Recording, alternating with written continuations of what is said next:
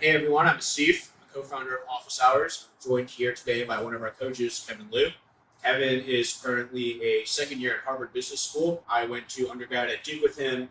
He started his career in investment banking at BlackRock Partners, later went to TA Associates as a private equity associate, and after graduating from Harvard, he will be going back to TA as a vice president. So thank you for joining us. Thanks, Asif. It's good to be here. Awesome. I wanted to spend a few minutes talking today about career paths and career trajectory. So a lot of people go into investment banking, number one, to develop this kind of fundamental business skill set, but number two, because it provides so much great option value with your career. And you followed what I would say is a pretty traditional and kind of gold standard path, right? You graduated from Duke, you've done 2 years of banking, 2 years of Megafund private equity, gone to Harvard Business School, and are going back to private equity as a VP. A lot of customers that wrote and I speak with, this is kind of their ideal path. So would love to speak more about the decisions you made, starting with that decision to get into investment banking, and just talk about each of your major decision points in your career and how you ended up where you are today. Sure. I can talk a little bit about some of the surface level things that got me initially hooked, and then I'll talk a little bit about some of the sort of deeper thinking introspection that I engaged in prior to making the decision to go into investment banking. And I would say first, everyone has a sense of investment banking. It's a great opportunity to get a very general business education. Some people call it like mini MBA of sorts. It's a working environment with highly incredible people, highly motivated folks, and be an environment where you're pushing yourself to the limit. After all, you're young, you've got energy, and this is really the opportunity to maximize your locus to learn. That's really what got me. It got me interested, got me thinking a little more. And I think what most people don't realize or think enough is, hey, why would I be a good fit? Why is this the right job?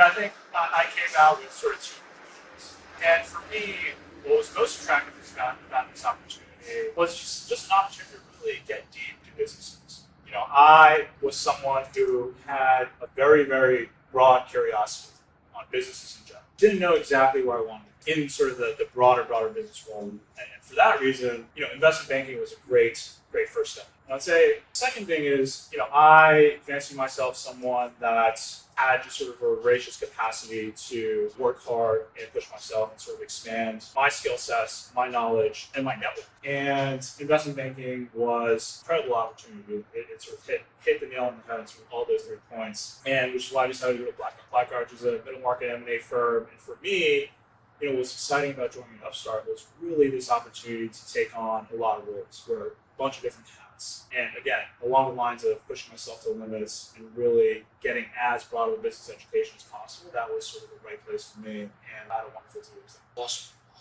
So good, robust kind of business acumen.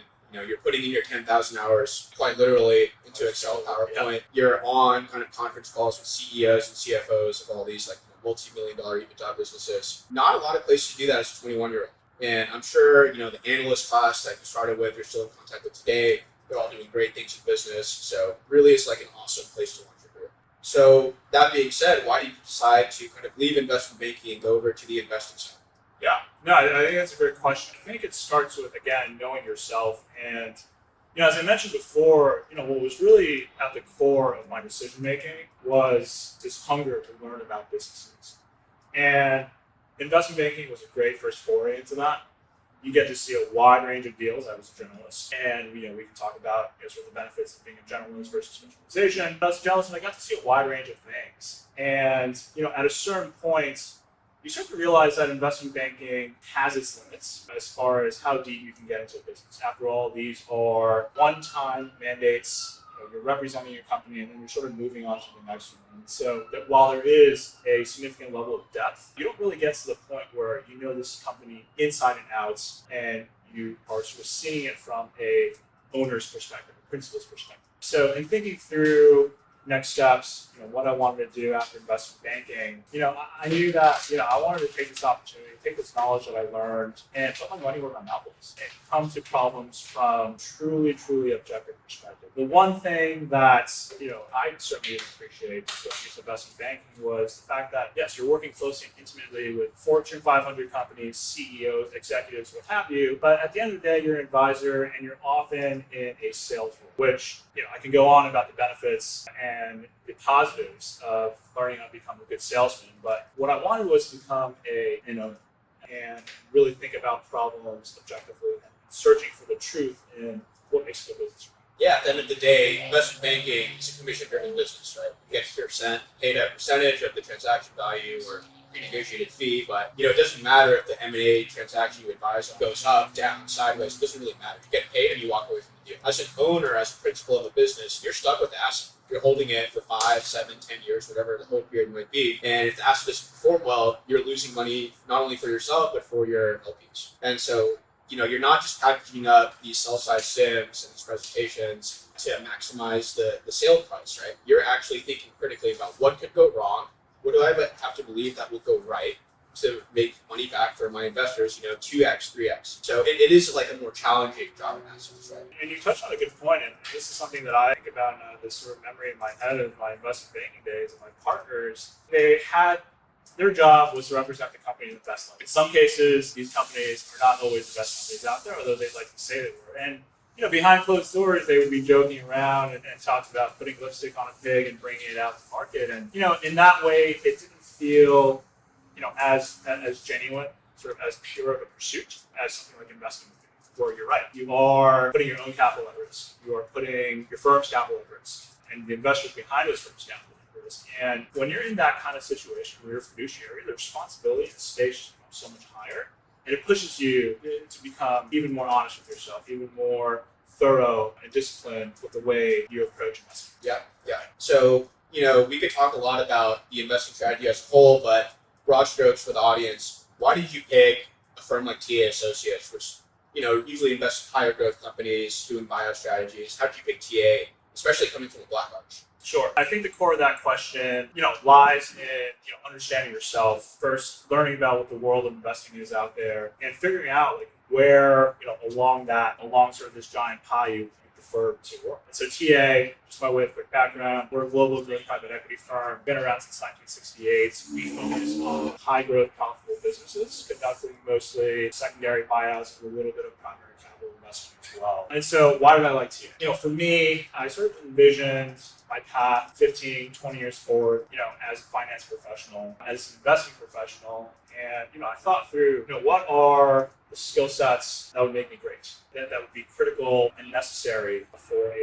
being a successful financial professional. For me, those are a number of things. That was one, being just intellectually curious about business in general. At the end of the day, as an investor, people forget this, but, you're not just putting money on the table. You're a thought partner for all the companies that you invest in, for the companies that you don't invest in but want to. And, that's sort of a critical component of getting people to trust you and getting people to work with you. I think the second and third piece is really around, business evaluation. How do you think about businesses? What is your investor's framework? And the third piece is, how do you get these deals? You can intellectualize all you want, you can learn about business all you want, but at the end of the day, you got to get people to work with you. Yeah. You got to convince prospective companies that you and your firm are the ideal partners to work with. So you take all that together, and TA was a place that I would say is second to none in sourcing deal opportunities.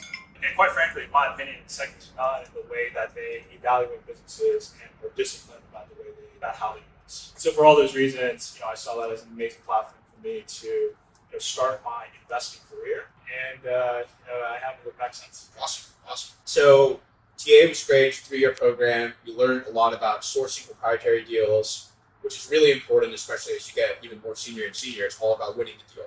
To your point, you can have academic and intellectual exercises all day long. You can't win the deal. None of that matters.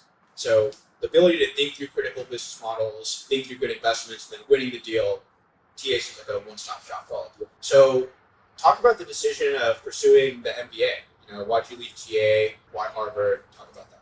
Yeah, I think that's a great question. And I think in this day and age, there are multiple paths that are coming through, whereas the traditional path was 2 years of investment banking, 2 years of investing, 2 years of MBA. That's changing a little bit. There are some people that are just going directly from the pre-MBA role to the post-MBA role. And what I would say is, I think the MBA, for me, was an opportunity to take a step back, to reevaluate the things that I knew, the things that I didn't know, and the things that I didn't know that I didn't know, by way of interacting with an incredibly diverse, incredibly ambitious and motivated set of folks that, quite frankly, is sort of purpose-built for you to engage with. And, I think, a career is long.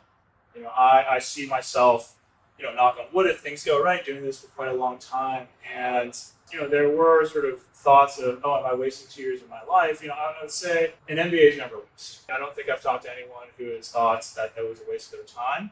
Instead, they found it an incredibly fulfilling journey, learning experience, both from a personal perspective, but also from a professional perspective. And I'd like to, think of myself as, continuing to, polish myself through, continue to learn, continuing to, sort of expand my horizons, all towards this goal of, becoming a better professional, becoming a better person, and a better person. So, yeah, that's why I chose to go there. Yeah, the diversity of perspective is super important. Yeah. And oftentimes you're in finance, you're working 100 hours a week. Yeah. You have no time to take a step back and realize what is happening in the world. Yeah.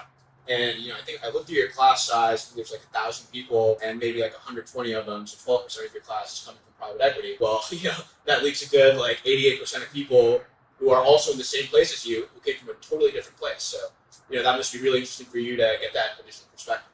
Yeah, no, I really appreciated the way that my colleagues and classmates have challenged me to think about other areas, think about different ways of thinking about things.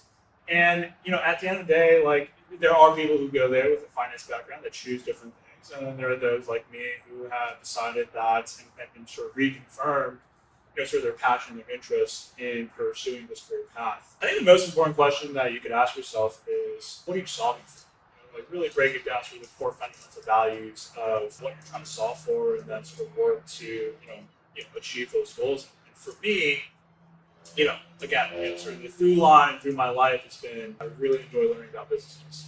Okay, I enjoy thinking deeply, maybe behind a desk or so, and behind an Excel spreadsheet. Companies and sort of why certain companies are interesting and why certain companies are good.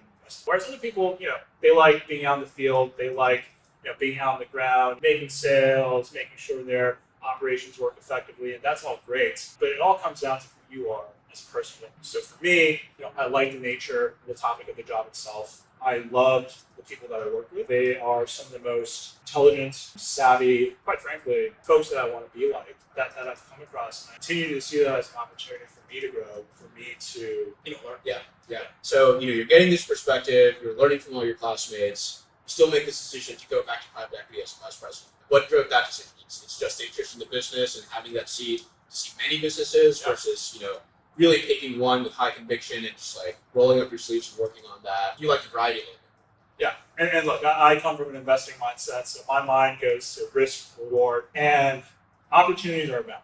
It's never been a better time to find a job. There are things going on in tech, there are things going on in VC, crypto, what have you, that really catch the eye. It certainly sort of piqued a little bit of my curiosity, but I think what I come down to is people. I would say job prospects going forward. And I think it's never been a better time to be investing. Dry powder continues to flow into the space. Funds continue to do well. And, I see for, at least for the next few decades, this to me is sort of a great opportunity for me to, it just feels like there's an incredible runway going forward where I just don't get bored of the opportunity. Totally. Couldn't agree more. Yeah. So just kind of last parting thoughts here. You're on this 2+2+2 path, banking, PE, business school, back to PE. Any kind of advice for people who may not be in the investment banking seat yet, or, we talk to customers all the time who are like, oh, I'm not at a bulge bracket bank like, Morgan Stanley, I'm not at an Evercore. You're coming from BlackRock, and you've played it pretty well ever since. So any advice to people who might not be at one of those seats who want to get to where you are? Yeah, I think the first and one of the sort of the more fundamental traits that I see, both in myself but across a lot of my friends and colleagues that have done well in this sort of prescribed path is, or really any path, is resilience. Okay, I thought I was a pretty good student in college. I thought I was pretty smart, and I was gunning for the Goldmans, the Morgan Stanleys of the world, but it didn't work out for me. But did I let that stop me? Yeah. I had the confidence in myself to continue working hard to make the best out of my situation. And what I believe is that it's not a sort of one opportunity and then it's gone kind of thing. It's a question of how many shots on goal can you put yourself in, and have you made sort of the requisite preparations and introspection and sort of all the things that sort of lead up to that big moment. Have you done all the right things to convert those opportunities? And it may not be on the first opportunity. It wasn't for me, but if if you take 2, 3, 4, 5 more shots on goal, you'll end up at the place. And so, I'd say that's sort of the sort of broad, sort of personal, sort of grit that is needed. And I would say other words of advice around, I would say don't be too preoccupied with, the name on your banner. I know that's easy to say. I know this industry tends to attract folks who think in those terms. But, really think about, what you can change and what you can't change. At the point of accepting the black card offer, I couldn't change the fact that I was going there full time. But what I could change was the attitude, the intensity with which I coached up, and making the most out of that situation, and ultimately converting it into a pretty awesome gig after that was was a result of never losing sight of who you are, your personal resilience, and your goals. Totally. No, I think that's really insightful. I think you got to think about your career in decades, not just years. So long as you continue this journey, and as long as you keep working hard and not losing conviction in your own self, you will eventually reach the level that your ability matches. Yeah, no, look, I think part of it is like people think they know what it takes, but the reality is there's probably so much more you can do. I mean, if I had something like OfficeHours back when I was coming up, I would 100% would have utilized it. I think you can never talk to enough people in the schools. I don't think you can ever really learn enough. Yeah. I think just believing and understanding that you have to be sort of in a continuous learning mindset will pay dividends for anyone that's thinking of this program. Awesome. Well, Kevin, thanks again for joining us. I think a lot of good words of wisdom here. Appreciate the time. Yeah, no, thank you. See, this is great.